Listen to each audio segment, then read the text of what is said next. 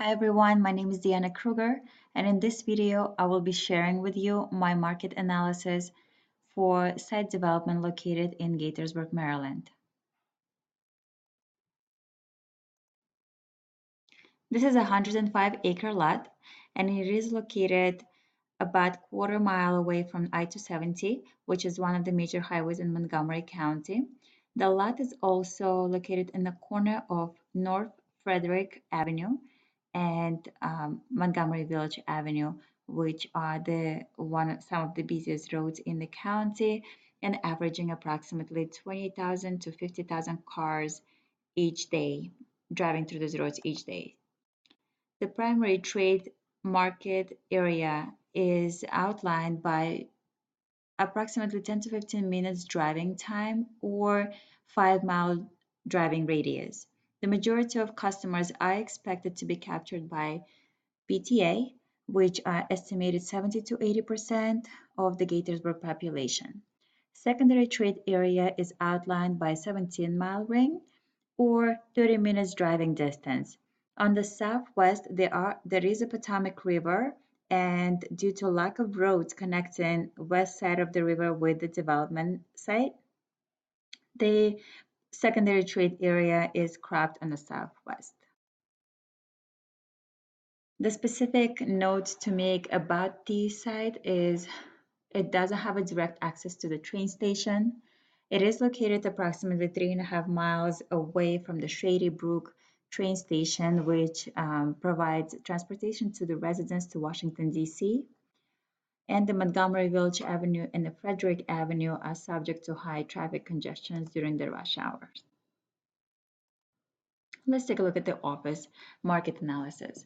For the office trade area, consists out of the three major cities, which is Gaithersburg, Germantown on the north, and the Rockville on the south, all of them within a 5-mile radius. The blue markers are showing the buildings, office buildings that have a vacancy rate of less than 5%. The purple markers indicating buildings with a vacancy rate of 15 to 35%, and the yellow markers indicating new proposed office buildings. When analyzing um, when office market analysis, it is important to understand the employment statistics and what economic forces either increasing employment statistics or decreasing them. Also, to understand what are the existing offices in the market, what does the supply look like? Are there a lot of vacant buildings, or how is the absorption? What are the absorption trends? And also, lastly, important to consider is the economy within the county and within the trade area.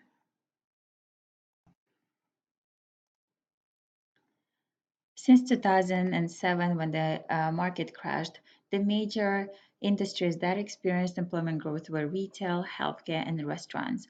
None of them required an office buildings. And as of 2015, according to Bureau of Labor and Statistics, the total employment rate within the primary trade area, total employees were 48,500 people, and the job has been increasing at the rate of 1.29%. It is still projected to increase by 2025 at the similar rate of 1.29%. And the major sectors that will experience the job increase would be in construction, science, food services and drinking places, laundry services, nursing, and healthcare. Majority of these jobs are not required office spaces. So here's the list of existing buildings within the trade area. And as we can see, the first portion of this chart, of this table, indicates all the buildings that have a very low vacancy rate. Majority of them are occupied at 100%. All of these buildings were built in 1960s, 80s, and only one has been renovated, but almost 20 years ago.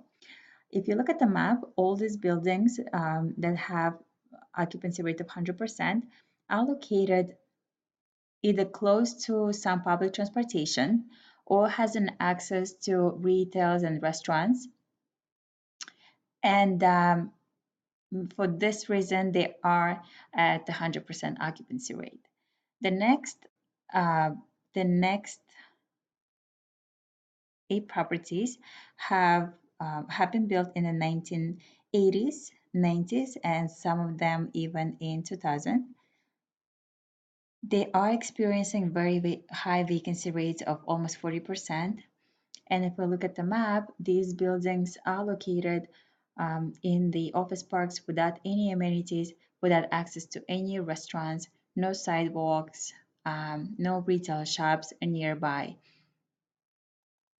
There are currently four proposed office developments within the primary trade market area, and one of them has pre-leased tenant of 100% occupancy, and the other one is 64, listed 64%. Between all these buildings that are currently experiencing high vacancies and the new proposed developments, the PTA will have an approximately 1 million square feet of available office spaces. The same statistics are observed in Rockville and Germantown. And according to Partners for Economic Solutions, the offices, Class A and Class B spaces that are located within a quarter mile from the train station has higher absorption rates. And offices, even being a Class A, even though buildings were built 5, 6 years ago, but located in the office parks without any access to any amenities, restaurants, and shops experiencing very high vacancy rates. In order to reduce vacancy rates within the office market, the county has come up with several programs. One of them called Executive Move and Expand program. It does offer some grants and funds for new companies in order to lure them into the county, increase job growth, and decrease the office vacancies. This program also provides grants for current building owners in order to improve their buildings and make it more attractive to new tenants. The county is also working on design development of a new 16-mile bus rapid transit system, which will connect the Shady Grove Metro to Clarksburg and the major centers of employment along the life science corridor.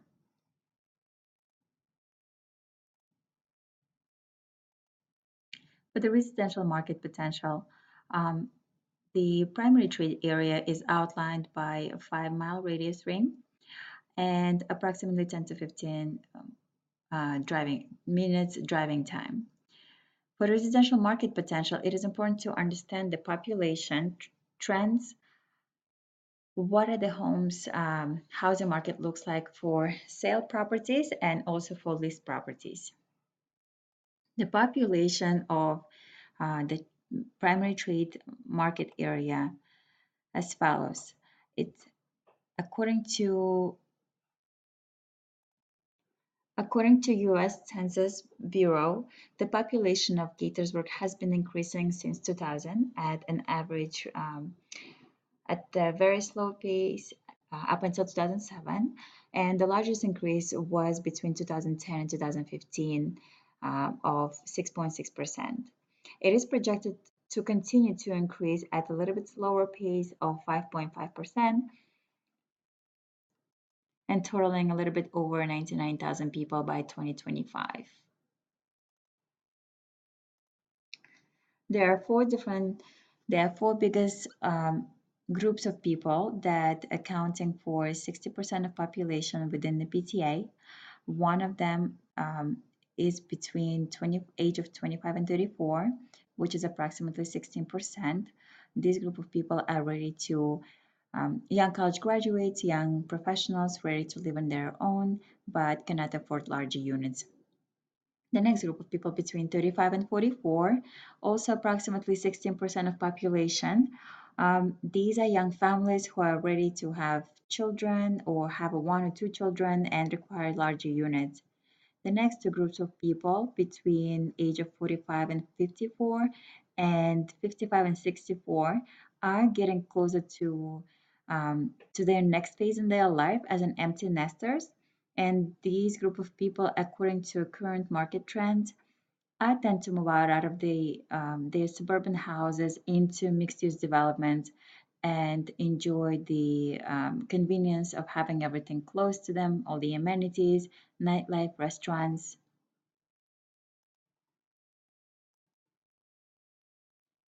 44.4% of population are married couples within the trade area. So let's take a look at the market area for houses for sale. Currently, there are a little bit over 25,000 housing units in the market for sale. Only 53% of them are owner occupied, according to Bureau of Labor and Statistics. Prim- Primarily, they are represented by townhouses and single family homes built in the 80s and 90s. And the sale price goes for $264 per square foot. And the medium home in the Gaithersburg area is priced at $369,000. The new housing, there is new development that's going about 3.3 miles away from our development site, offering townhouses for sale. At the end, when this complex will be completed, it will have an approximately 180 townhouses. 35% of them are sold and being constructed but haven't been completed yet, and the other 65% of units are offered for sale. And haven't been built yet. Now, the price for these townhouses go for $324 per square foot, and the starting price is approximately $760,000. These are large homes, um, starting with 2 to 5 plus bedrooms. The concept for this development is similar to the mixed-use development, and it will have all the luxury amenities, retail shops, outdoor pool, roof terrace, entertainment areas. It is that development will not have any public transportation. It is approximately 3 miles away from the Shady Grove station and maybe 2.5 miles away from Gaithersburg station. So if we look at the income statistics within the trade area, 11% of population income is $35,000 to $50,000. 19% of population between $50,000 and $75,000 per household. The largest group represented by those whose income is between $75,000 and $125,000, and the 18% are making over $125,000. So, in order for a family to be able to afford those new townhomes, their income must be at least $199,000. And that will, their mortgage payment and a tax payment will make up for the 23% of income that, according to Bureau of Labor and Statistics, is being spent on a mortgage and rent within the PTA.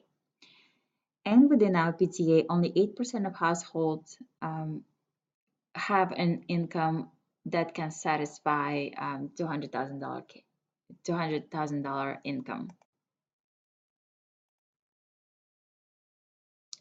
For the leased apartments, I've reviewed 11 properties. The first 6 of them were built in 1986 or 89, and they have been renovated. Some of them been renovated and call themselves to be a Class A.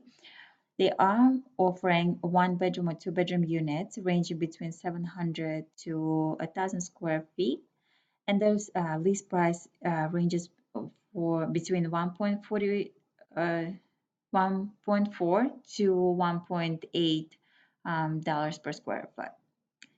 Although they are Class A, they offer very limited amenities since they have been built about 30 years ago. The Verandas complex has the largest vacancy rate. It is Class B. It doesn't. It does has access to the bus, but and then the units are on the larger size, and for that reason, it has a very high vacancy rate. So this is the next group of apartments that been built in 1980s, 1970s. They also have been renovated and they are called Class A, but they still offer very, very limited amenities. All of them, majority of them have one bedroom, two bedroom units, and only Orchard Pond offers three bedroom units. And as you can see, out of 84 three bedroom units, only one is vacant.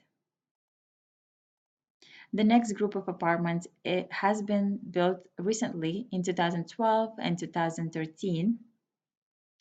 These are all mixed-use developments, offer retails, luxury amenities, parking, fitness clubs, outdoor pools within their amenities. And again, they offer one to two bedroom units. The rent prices are higher at 1.7 to $2.1 per square foot. Only one development, Hidden Creek, offers studio apartments on a very small number of them, 48. Um, and as we can see, none of them are occupied. None of them are vacant. They are fully occupied. And as we can see, for these type developments that offer luxury amenities and high-end lifestyle, the vacancy rates are very low at the 1 to 3%. So the next two properties are also mixed-use developments, also offering um, properties, amenities, retails, high ceilings, luxury lighting design. They are offering one to two bedroom units, similar size as the previously described. The Paramount 120 Paramount complex was the latest one to be built in 2016, and it has a vacancy of 8.6%. Due to the units being a little bit larger than the other complexes that we reviewed. It also doesn't have an access to the public transportation, so perhaps for that reason, we do see a little bit higher vacancy rate than other units.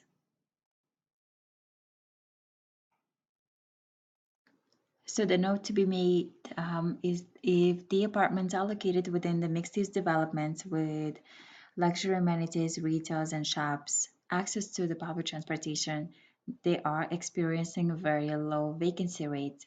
Additionally, majority of the complexes are not offering studios, and with the primary trade area still has an approximately 3,600 people that whose income is between 35,000 and $50,000 a year. So for those people, if they want to live in this mixed use development, in order for them to make it more affordable, the units needs to be on a smaller size, like studio apartments ranging between 300 and 400 square feet, which is very appropriate for young professionals. For the retail market analysis, it is important to understand the household patterns and their expenditures. It is important to understand what are the trade areas people spending money on, and what is going on with the economics within the county. So the primary trade area is represented by the ring, approximately 5-mile radius or 10 to 15 minutes driving time. The majority of the stores within the primary trade area are consist of chain restaurants such as Panera Bread, Chipotle, Dunkin' Donuts, Starbucks, a lot of GAFO stores such as TJ Maxx, Kohl's, Bed Bath& Beyond, Costco, Sam's Club, and of course grocery stores. There are approximately 5 grocery stores within the 5 mile radius um, within our site. And the secondary trade area is represented by 17-mile ring. It is uh, cropped on the southeast side due to there are a lot of retail base in Rockville, North Bethesda. The majority of the stores, the retails, are concentrated along I-270, but there is a very limited amount of them to the southwest along Dunstan Road and to the northeast along Montgomery Village Avenue. So besides primary trade area customers, the secondary trade area is expected to bring a large customer base from the areas where the retail base is suffering.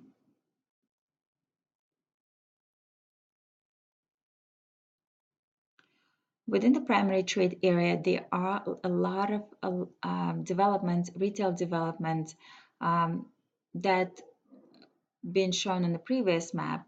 And the first four developments have offering basically everything, specialty stores, grocery stores such as Trader Joe's, Sam's Club, Costco, also some pharmacy, CVS Pharmacy, Bed Bath& and Beyond, chain restaurants such as Chipotle and Panera Bread, and the grocery stores, Giant and Whole Foods. So the first four developments are located right across from the Lake Forest development. And for that reason, I think the Lake Forest development is not a very suitable for grocery stores or GAFO type retail stores. From this table, we can also see that there is within the PTA, there are 3.5 million square feet of retail spaces, and they are almost at 100% occupancy.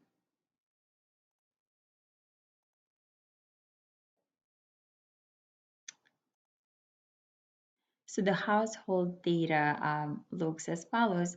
In 2015, there were 31,422 households within the PTA, and it's forecasted to increase by U.S. Census by at 1.7 thousand households. The household average income is also expected to increase by almost $9,000 by 2020, totaling total available household income of $3.5 billion.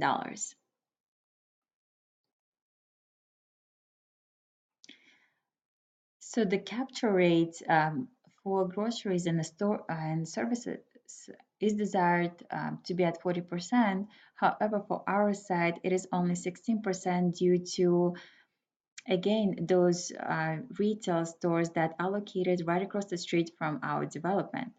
For the food and beverage, desired is 28%, but ours is only 11% due to a lot of chain restaurants within a less than quarter-mile distance from Lake Forest development. Similar situation with GAFO retails. The desired is 10%, but for the Lake Forest development, it's only 1% capture rate due to the Marshalls, Burlington, TJ Maxx, and Target located right across the street from the Lake Forest development. So let's take a look at the supportable retail space. The second column represents the spending dollar amount on certain categories in 2015, and this column shows the spending amount by 2020 within the primary trade area. So as we can see, by 2020, the largest increase would be in personal care products, personal services, such as hair salon, laundry services, barbershops, nail salon, attorneys,